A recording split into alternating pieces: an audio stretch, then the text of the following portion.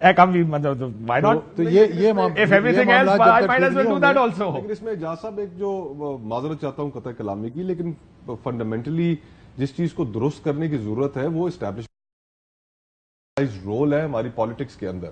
دیکھیں 2 ملکوں نے اکٹھا سفر شروع کیا، آپ کی نیبرہڈ میں وہ ملک بیٹھا ہوا ہے، آج وہ کہاں پہنچ گیا اور ہم کہاں کھڑے ہیں. اسی لیے کھڑے ہیں کہ ہم نے یہاں پہ جمہوریت کو پنپنے ہی نہیں دیا، یہاں پہ سسٹم چلنا ہی نہیں دیا. وہ کوئی مریخ سے تو نہیں اترے، ہمارے جیسے ہی لوگ ہیں نا کہ آج اپنے ملک کو کہاں سے کہاں لے گئے ہیں.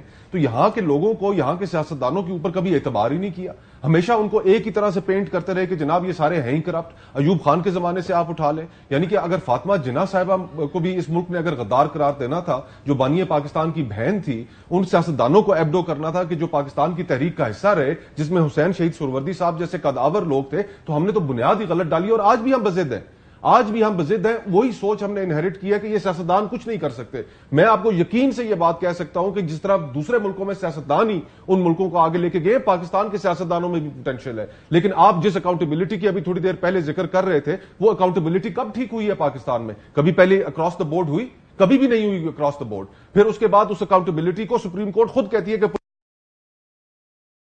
استعمال کیا، لوگوں سے سیاسی جماعتیں بدلوانے کے لیے استعمال کیا. تو جب ہم اپنا نظام ہی اس طرح کا ہم نے بنایا ہوا ہے کہ جس میں ہم نے ایک ٹارگٹ سیٹ کیا ہوا کہ نہیں سیاستدان تو ہے ہی انکمپیٹنٹ، سیاستدان تو ہے ہی، ٹھیک ہے ہمارے اندر غلطیاں تو موجود ہیں لیکن وہی غلطیاں موجود جو دنیا بھر کے سیاستدانوں میں بھی ہیں، آپ چلنے تو دیں. تو جب ہم اس رول کو ڈسکس نہیں کرتے، چلنے نہیں دیتے، تو پھر آپ کیسے توقع کرتے کہ نتیجہ مختلف نکلے؟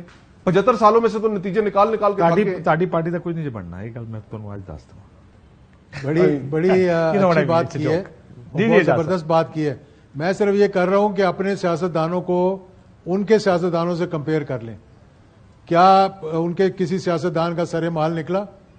اور سر 30 کروڑ کی بھینسیں 30 کروڑ کا چارہ کھا گئی تھی لالو پرساد یادو. اسکینڈل نکال لیں، 65,000 ارب روپے کا اسکینڈل تھا، وہ جو I T scandal, check and balances تھے. ریفائل اسکینڈل دیکھ لیں سر. ہوتا ہے، لیٹس بی آنےسٹ، ہمارا یہ تھرڈ ورلڈ کا جو ایک سب سے بڑا پکڑے بھی جاتے ہیں نا، پھر جب پکڑے جاتے ہیں سزائیں بھی ملتی ہیں. تھرڈ ورلڈ کا پوچھنے والا ہی نہیں ہے. سر یہاں پر بچا لیتے نا سب، اللہ خیر سلام. ہم باہر بھیج دیتے ہیں، ہم ڈیل کر لیتے ہیں، اسی کہنا فی الحال سائڈ پہ ہو جا، میں تو واپس لے آؤں گا. ٹھیک ہے نہیں پوچھا جائے گا، کہتے ہیں فلانی جماعت میں چلے جائیں تو ٹھیک ہے نہیں پوچھا جائے گا. ڈگی میں کون سر تسی کیا سی نے ڈگی ملن جاندے لوگ؟ یہ تو پھر ہماری اپنی کمزوری ہے نا، یہ ہماری اپنی کمزوری ہے. اگر ہمیں کہیں گے جی فلاں جماعت میں چلے جاؤ تو ہم اگر چپ کر کے چلے جائیں گے تو پھر وہی ہوگا. ہاں لیکن سر یہ بڑی انٹرسٹنگ بحث آپ لوگوں نے چھیڑ دی ہے کہ وہ بہت مضبوط ہے، ہم بہت کمزور ہیں جو سیاستدان جو ہمارے ملک ہیں. پوائنٹ از کاشف کہ the country is not working.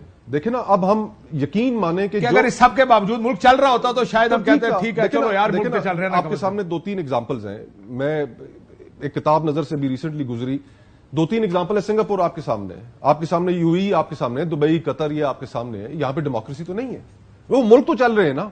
یہاں پر تو اگر ہم نے ملک کو چلانا ہے ان بنیادوں پہ چلانا ہے کہ جن کی بنیاد جناح صاحب نے رکھی تھی، ڈیموکریسی کی، پارلیمانی نظام جمہوریت کی، تو پھر اس کو چلنے دیں. اسی نظام نے پھر جا کے باقی ملکوں کے اندر ڈیلیور بھی کر دیا نا. تو اجاز صاحب ویسے ہاؤ نیشنز فیل پڑھیں ذرا، آپ کو پتا لگے گا کہ آج کل جو پڑھ رہا ہوں کہ how to stand up to dictatorship. Comparison ٹھیک نہیں ہے سر. ایک سیکنڈ اجاز صاحب، ایک سیکنڈ تسی غلط کتاب آپ پڑھ رہے ہو، خدا دا واسطہ ہے. پتا لگے کل مصطفیٰ نواز کھوکھری پریس کانفرنس کر رہے ہو. سر جی اجاز صاحب، میں کہہ رہا ہوں کہ سنگاپور اور یو اے ای کا جو پاکستان کے ساتھ ہمارے دیکھیں نا 25 کروڑ 26 کروڑ کا ہمارے وہاں میں، ہمارے پاس اپنا ایک ریسورسز ہے، ہمارے ملک کے اپنے پرابلم ہے. یہ چھوٹے چھوٹے ملک ہیں، ان کے پاس اتنے ریسورسز ہیں، ان کی پر کیپٹا انکم دیکھیں. میں یہ نہیں کہتا، میں کہتا ہوں وہاں پہ صرف ایک ہی وجہ سے انہوں نے ترقی کی ہے اور وہ ہے لا اینڈ آرڈر، جو یہاں پہ نہیں ہے. جہاں پہ ہمارے ہاں کیا ہوا ہے کہ ویسٹڈ انٹرسٹ نے ہمیں تباہ کر دیا. آج پی آئی اے کی کیا وجہ ہے آپ مجھے بتائیں. آپ اس کے اندر جا کر دیکھ لیں کہ کیوں نہیں پی آئی اے، یہ وہ پی آئی اے ہے جو کہ میں خود اس میں انسٹرومنٹل تھا ایمریٹس ایئر لائن کو کھڑا کرنے میں، وہ 2 جہاز پی آئی اے کے وہاں لے جانے میں، اور جو ای کے ان کے ٹکٹ کے اوپر لکھا ہوتا ہے وہ ایمریٹس کراچی آج بھی لکھا ہوتا ہے. وہ پی آئی اے سے 2 جہاز لے کر کہاں پہنچ گئے، اور ہمارا پی آئی اے جو ہے 100 کچھ جہازوں سے آج 16 جہازوں پر آ گیا. میرے خیال میں 16 بھی چلے ایک ہیں کہ نہیں. میں سن لیں آخری حصہ رہ گیا پروگرام کا. یہ مل کو دیکھیں، ہر چیز کو تو ہم نے تباہ کر کے رکھ دیا. میاں صاحب کا جو یہ نیا کہ وہ مسیحا بن کے آ رہے ہیں، وہ خوشحالی لے آئیں گے. کیا جب تک ملکی نظام ٹھیک نہیں ہوگا یہ ملک ٹھیک ہو پائے گا؟ اس کی اکانومی ٹھیک ہو سکتی ہے؟ اجاز صاحب پہلے آپ، اس کے بعد پھر ٹیک یو. میں تو یہ میں تو یہ بتا رہا ہوں کہ یہ معاملہ جس پوزیشن میں ہم آ جائیں، آپ ایک مرتبہ نہیں، آپ 10 مرتبہ ان کو واپس لے آئیں، آپ اس معاملے کو چلا ہی نہیں سکتے. جب تک ان مسئلوں کو ٹھیک نہیں کریں گے، جب تک ان مسائل سے باہر نہیں نکلیں گے، جب تک آپ اپنا اس آئین جو انہوں نے کہا کہ بھئی چارٹر نہیں چاہیے، ہمارے پاس آئین ہے، تو پھر اس پہ عمل درآمد کرائیں اور ان سب کو بٹھائیں. جس نے جو سوری نہیں کہنا، اپنا مال بھی واپس کرو، ساتھ ساتھ جو آپ نے غلط کام کیے ہیں اس سے توبہ بھی کریں اور اس کا ازالہ بھی کریں. پھر یہ ملک چل سکتا ہے. اگر آپ یہ کسی کو لا کے بٹھا دینا اور پھر اس نے وہی کام کرنے جو پہلے وہ کرتا رہا، تو اس کو پھر ہم آگے جانے کے بجائے پیچھے کی طرف جائیں گے. تو اس لیے یہ معاملات جب تک طے نہیں ہوں گے، اور آج میں اب گراؤنڈ ریئلٹی آپ کو پتہ ہے، کاشف بھائی، اس مصطفیٰ بھائی کو بھی پتہ ہے کہ ان کو کہنا آج ووٹ لے کر دکھائیں، ان کے جلسے جا کر دیکھ لیں کہ وہ ہو رہے ہیں کہ نہیں ہو رہے ہیں. یہ مطلب ہونڈا موٹر سائیکلیں دے کر اگر سمجھ رہے ہیں کوئی جلسے پہ آ جائے گا، چلو نا آصف، چلیے لاہور کھانے کے لیے آ ایک جائے ہونڈا ہی گا، مل جائے گا سر. میں بھی ہونڈا ہی لاتا سر. یہ چیزیں ان کو ابھی گراؤنڈ ریئلٹی کا پتہ نہیں ہے. یہ بہت پیچھے رہ گئے ہیں، قوم بہت آگے جا چکی ہے. یہ جب اگر فری اینڈ فیئر الیکشنز ہوں گے تو ان کو پتہ لگ جائے گا کہ کہاں پر یہ لوگ کھڑے ہوئے ہیں. ٹھیک. اور میں سمجھتا ہوں کہ اتنی بری شکست ان تمام 16 ماہ جن لوگوں نے اس ملک کی تباہی لے کر آئے، ان کو پتہ لگ جائے گا کہ کس بہو بکتی ہے. سر میں حقیقت بتا رہا ہوں. اگر تو الیکشنز جس طرح خدشہ ہے کہ ہوں گے، اس میں تو جیت جائیں گے، لیکن اس کو یہ نہ کہیں کہ اتنی بری شکست، میرا خیال ہے اتنی بری فتح ہوگی کہ جو زیادہ چلنے کے قابل نہیں رہے گی. یہ نہ ہو کہ الیکشنز کا ٹرن آؤٹ اتنا لو ہو کہ اس الیکشن کی نہ کوئی کریڈیبلٹی ہو، نہ کوئی اس الیکشن کو ماننے کو تیار ہو. لیکن ہم یہ بحث کرتے رہتے ہیں politician versus establishment. Nawaz Sharif صاحب کو سب پتا ہے کہ کیا ہوتا ہے. یہ 2018 میں ان کے ساتھ ہوا ہے، 17 میں خود کہتے ہیں کہ مجھے نکالا، مجھے ان کے ساتھ مل کے نکالا، یہ سارے حصہ تھے. آج جب ان کو موقع ملا ہے، وہ وہی کام کر رہے ہیں جو ان کے خلاف ہوا تھا. کیوں؟ مجھے وہ مائنڈ سیٹ بتائیں کہ پالیٹیشین کا آخر مائنڈ سیٹ کیا ہے کہ وہ غلطیاں دہرائی جاتی ہیں. بس اقتدار حاصل کر لیں، پھر پاور پالیٹکس ہے نا، پاور پالیٹکس ہے اور اس کے علاوہ کچھ نہیں. دیکھیں جتنا بگاڑ، so nobody wants to correct this either.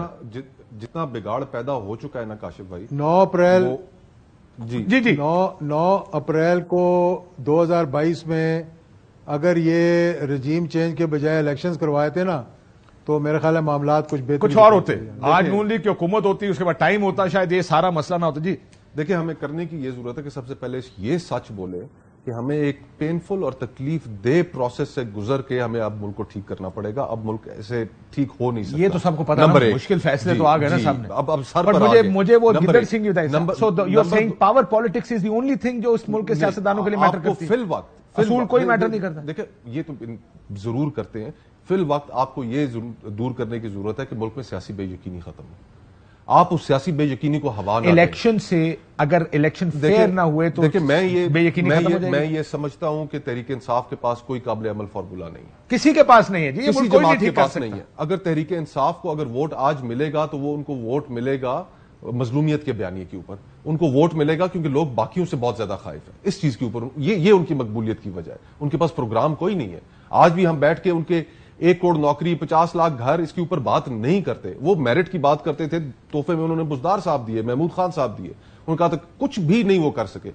Issue یہ ہونا چاہیے کہ آپ اپنے پروگرام جو لے کر آئے تھے اس کے اوپر آپ نے کتنا ڈیلیور کیا. ہمارے ہاں مسئلہ یہ ہے کہ آپ کیونکہ وقت سے پہلے لوگوں کو نکال دیتے ہیں، انہیں مظلوم بننے کا موقع مل جاتا ہے اور پھر ساری سیاست بیانیہ کارکردگی سے ہٹ کے ایگزیکٹلی مظلومیت آپ پہ فری اینڈ فیئر الیکشن کرائیں اور پھر ایک سٹیبل گورنمنٹ جو بھی آئے اس کے نتیجے میں دیکھیں آپ کو تسلیم کرنا پڑے گی لوگوں کی رائے. اگر ہم نے پاکستان کو لٹرلی ہم نے اگر اس کو ایک سیدھی راہ پر ڈالنا ہے، اگر ہم نے نہیں کرنا، ہماری ایگوز ہمارے لیے زیادہ اہم ہے، تو میں تو آگے زیادہ خطرہ دیکھ رہا ہوں، زیادہ لڑائی دیکھ رہا ہوں. یہ الیکشن اجاز صاحب نے 2 الیکشن کا ذکر کیا. اللہ معاف کرے میرے منہ میں خاک، ہم پہلے الیکشن سے دوسرے تک ہی نہیں پہنچ پائیں گے. اس کے ریزلٹس کون مانے گا؟ حکومت ہی نہیں بنے گی اس کے. اللہ خیر کرے. اجاز صاحب کوئکلی میں 30 سیکنڈ میں اگر کر سکیں، یہ ہم ہماری پولیٹیکل ایلیٹ بھی نہیں سیکھتی یا سیکھنا چاہتی نہیں ہے، یا ساروں نے فیصلہ کر دیا یہ لڑائی ہم کیونکہ جیت نہیں سکتے، اس لیے بہتر ہے مفاہمت کرو، پاور پالیٹکس کرو، کسی طرح حکومت بناؤ. That's it. کاشف بھائی میں 1988 سے 90 سے 93 سے 96 یہ سارے معاملات دیکھتا رہا ہوں. 99 کیسے آیا، اس کے بعد 2002 کے الیکشنز کیسے ہوئے اور اس کے بعد پھر NRO کیسے ہوئے. یہ پورا ایک میری 35 سال کا میرا ایکسپیرینس ہے. وہی وشیس سرکل ہے جس کے اندر ہم گھومتے جا رہے ہیں. پہلے 2 جماعتیں ہوتی تھیں, اب 3 ہو گئی ہیں. ہر ایک کی یہی کوشش ہوتی ہے کہ ہم کس طرح سے دوسرا جو ہے, اور میں نے آپ کو بتایا نا, یہ مار اس لیے کھا گئے ہیں